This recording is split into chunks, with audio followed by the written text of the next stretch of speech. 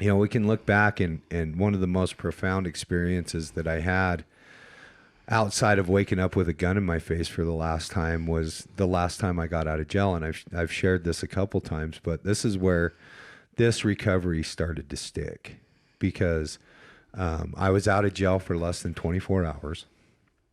I had a desire to stay sober, but didn't know that I could. Mm-hmm. I didn't think that I could. I wanted to. I knew where the solution was because I'd been coming around long enough. And we invite these things into our lives, both good and bad. I believe that, right? I believe that we invite the solution and we invite the problem. And based on where we're at in our spiritual maintenance is where we're going to be on the solution for all this stuff. Yeah. So I got out of jail. I was talking to somebody in jail about sobriety, and he gave me Tom's number, the guy that got me sober. And when I got out, I called my mom like I always do, right?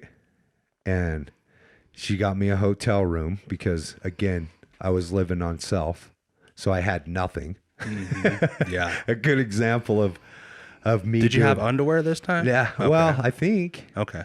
If I did, it was probably given to me by either the church or the state. Okay. I certainly didn't buy it, right? Because that was me doing for me what I could do for myself. I have nothing when I do for me what I can do for myself. Mm-hmm. And so while I'm in jail, I also play the part just like I do in the street, Mm-hmm. and I got some phone numbers. My mom got me a hotel room, and I made 2 phone calls that night. And one of them was to a guy that I was in jail with, and he answered, and I wanted to get high, man. Mm-hmm. I had the desire to use. Was this heroin? I was scared. I told him where I was at, told him to bring me some heroin. I was going to jump right back in where I left off. Yeah. I had money. My mom gave me some money. And I'm 33 years old, and my mother Right. gave me money Yeah. as an adult. That's how it is. Yeah. Yeah. It's embarrassing, man. But it is what it is. Yeah, it's reality. People in addiction and recovery know what I'm talking about. Mm-hmm. Again, me doing for me what I can do for myself. And I told him where I was at, and I said, "Fuck, bring me some heroin, bro. Bring me some of that cheese." And he said, "Bet, I'll be there." And I called Tom, and the heroin didn't show up, man. AA did. And that was definitely a power greater than myself, showing up, doing for me what I could not do for myself. Absolutely. I cannot get sober on my own. Like, there's so much evidence against it. Every good intention, every desire, every promise, every good, all the intention in the world, and like the want couldn't get me sober. Mm-hmm. It couldn't.